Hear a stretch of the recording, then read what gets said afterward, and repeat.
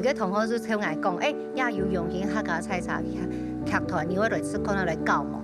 我就讲好啊，讲去啊，好，咁要讲去嘅，我就去教，我知道，虽然讲有嘅语言我谈唔成，有嘅三个，我咩唔晓得唱，唔过我就试看来，原来你有是爱离开，因为高中甲韩的通嘛，韩国嘅复兴剧艺实验学校，我读到专科，唔过就去搞跳舞安尼。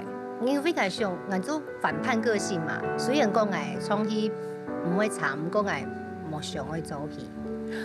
本来冇想爱嘅哦。有一啲嘅反骨。这样子。迄叛逆安尼哦。不过你有很阴暗的训练，不过有叛逆。我就觉得说，但是我不想要，我可以，但是我不想要，我人生可以由我自己来选择。所以欣赏你讲安尼，我偏偏做冇安尼。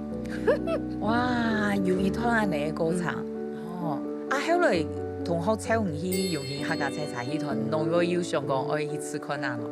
我就想讲，我去教天天的咩，我就想去做困难呀，上落去，伫尾度嘅欣赏，就我睇伊迄时节。佢就讲，嘛个客家咩唔晓，第三个咩唔晓唱，只有祈求你咩唔伫去坐到几搭嘅，唔伫同佢做埋嘅东西，家。我本件媽談唔實啦，爭多啲談唔實。唔過媽叫佢做啲啊，原來同佢媽啊。唔過如果冇響嚟做劇叫，我因為啲講會做呢，因為學演戲嘅時節，欣賞會同我要有定型化劇本。你知道你是第幾場，你會做乜嘅東西。唔過佢我台戲冇啊，你自家會肯定啊，你自家會曉得你唔啲會悶啊。